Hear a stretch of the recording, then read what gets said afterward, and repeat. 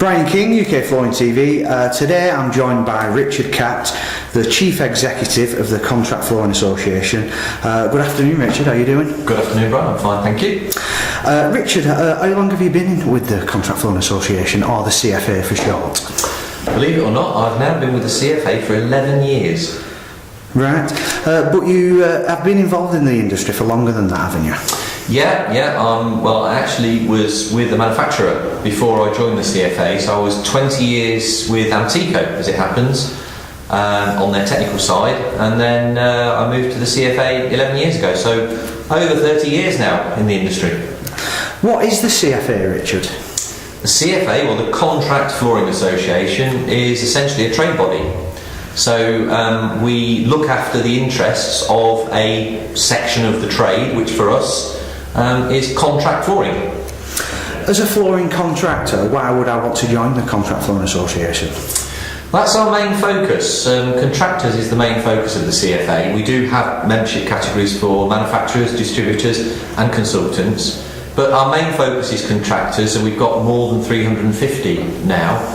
And the main benefits, the main reasons, well, we vet all of our members. So all of our members go through a vetting process, which means that in an industry that isn't heavily regulated, we do a certain amount of the due diligence that otherwise companies might want to do when they employ somebody.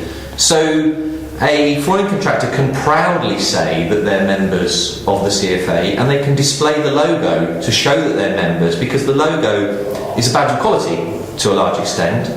But then once you join the CFA, there's a whole host of other benefits. I wouldn't want them to just join the CFA for the logo.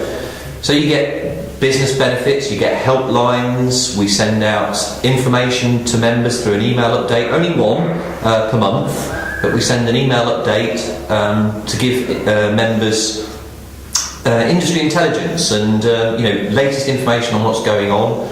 We provide a certain amount of technical support, we provide access to British standards, we are involved in training, so we provide training to members through Fitter, and they get that at a discounted rate. There's all sorts of reasons to be a member of the CFA. What other things do you get involved in? Well, as the CFA, we are involved in external bodies like the Construction Products Association. That's a body that's a lobbying organisation for the manufacturers. So that's our route to government for manufacturers. For contractors, we have a similar thing with Build UK. So that's our lobbying organisation, so to speak, for contractors. But also, in terms of the Contract Flooring Association as a sort of an office entity, we also look after the NICF. We do the Secretariat services for the NICF, and in a similar way we look after Fitter, which is a joint venture between the NICF and CFA. What's new in the Contract Flooring Association? Well, probably some of the most exciting things that are happening in terms of the structure of the CFA for me are that we employed a marketing person. Our marketing lady, marketing executive is her full title, is Lisa Thompson. Lisa joined us at the end of 2017 in December, and is already making a great difference for us, improving the way that we speak to members, increasing our visibility with potential members, talking to the wider construction industry to get that message of why use a CFA member, all the things about quality and the vetting that we do. So that's good for our members, of course, because we one of the benefits is that we are advertising them through our directory and through the website, getting them work. So Lisa's making a great impact. Our monthly email update is changing and improving. So I would say on marketing, that's a great area of change. Of course, social media. I should mention social media. We had social media presence, but now that's improved enormously. So marketing's important. In fact, people generally, we've had a training manager for a little while now, but Mick left the CFA for pastures new earlier in the year. and we're still in touch with Mick, but of course we've had to find a replacement, and we're not ready to announce who the replacement is. We have actually appointed somebody, but we have got a replacement, so we're having a new person joining us on the training front, and that's really important because, you know, being active in training for the CFA, whether it's directly with members for whatever they do, but also through Fitter, really, really important. Lastly, Richard, what are the most important issues in the contract flooring industry, in your opinion? At the moment, well, personally, I think that payment is, you know, really key. And in fact, although Carillion was awful for the industry in many senses, I mean, you know, you can't help but think of the people whose jobs and businesses were affected by the demise of Carillion. But in another way, if you can possibly find any good out of it, it's the fact that it brought to the attention of government the real problem that there is in the industry of late payment. I mean, some flooring contractors and specialists wider, they have to wait 60, 90, 120 days to get paid. That's just not good enough, and we've been lobbying for that for a long, long time. But actually, Carillion gave us an opportunity, a window to start, you know, redoubling those efforts. So we've been working really hard through Build UK and CPA to, you know, bring that message forward that payment needs to be improved.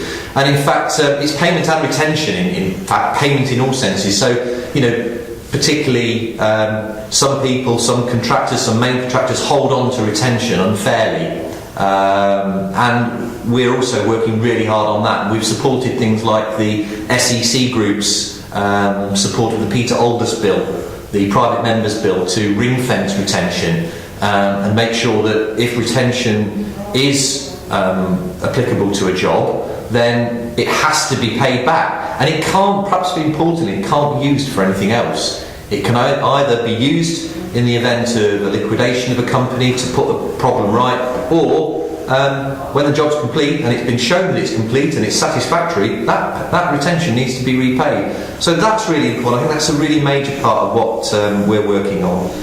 I think probably the other one would be skills and labour. There is, I think, widely recognised now a skills and labour shortage. It's, you know, it doesn't matter who you talk to in the industry now, whether it's a contractor, the fitters themselves, manufacturers even are recognising that skills and labour are a real problem. We want to make sure we drive both. We don't just want a few more skilled people, and we don't want a lot of labour that's not skilled. We want a lot more skilled labour. So we're working really hard, and I think getting the message of the fact that fitting is a skill and a craft, that's something we've got to work on. We've got to make it so that people want to join the flooring trade, understand it's an opportunity and it is a profession. So we're working really hard on that, and then when people want to join, that through initiatives like Fitter, the Flooring Industry Training Association, as you say, we're here today, that they can gain those skills, and if they want a qualification. So we're working really hard on those two areas, and I think they're probably the most important in the industry at the moment. Right. Well, Richard, it's been great speaking to you, and thanks very much for your time. Thanks very much for the opportunity, Brian. Thank you.